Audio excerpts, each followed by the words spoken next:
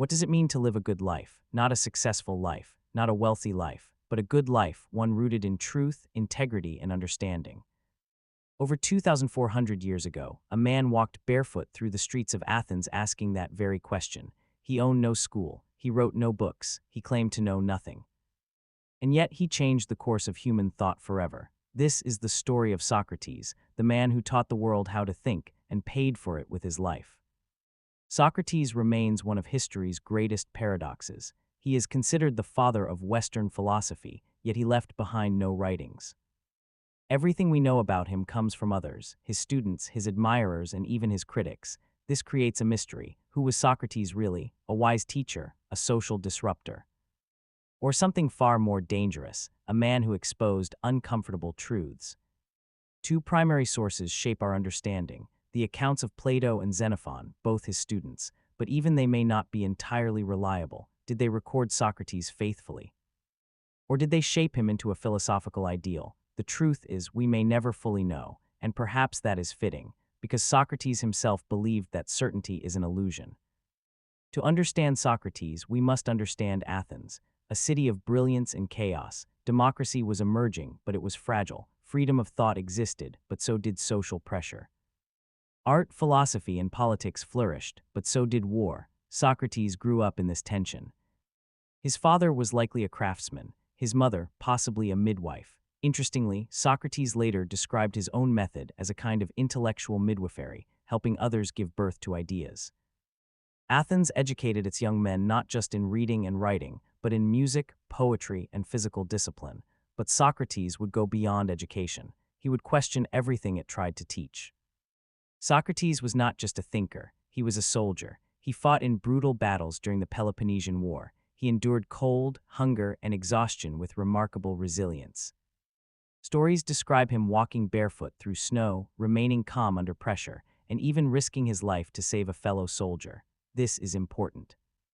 Because Socrates was not detached from reality, he lived it, he suffered it, and from that experience he began to ask deeper questions. What is courage? What is justice? What is virtue? Not in theory, but in life.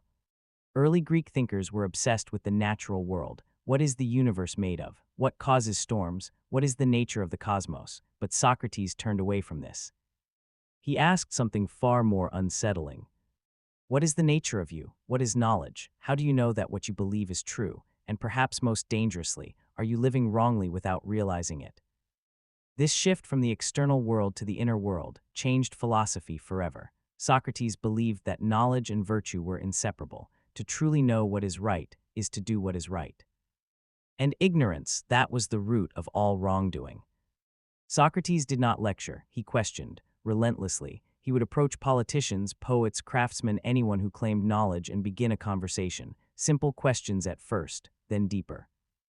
Then sharper until something happened. Their certainty collapsed. This method, now called the Socratic Method, was not about giving answers. It was about exposing illusion, and it often ended in something uncomfortable, aporia, a state of confusion, a realization that one does not actually know.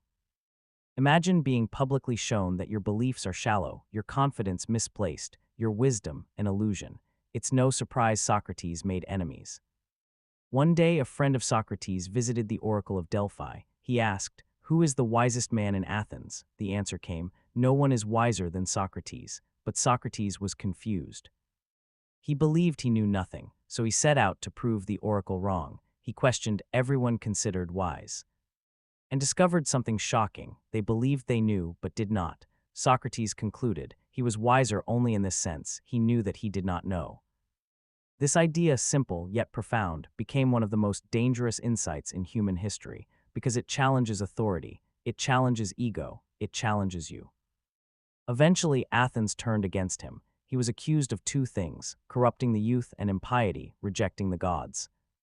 But beneath these charges was something deeper. Socrates made people uncomfortable. He exposed ignorance. He questioned power. He disrupted certainty. His trial was not just legal, it was philosophical. And his defense, bold, unapologetic. He refused to beg, refused to flatter the jury. Instead, he claimed he had done Athens a service. At one point, he even suggested he deserved free meals for life. The jury was not amused. He was sentenced to death. His friends offered him a way out, escape, freedom, life, but Socrates refused. Why? Because he believed in something greater than survival. He believed in principle. To escape would be to betray the laws he had lived under his entire life.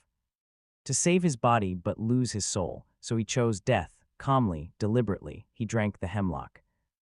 And as the poison took hold, his final words were simple. I owe a cock to Asclepius, do not forget to pay the debt. A cryptic statement, perhaps meaning that death was a cure.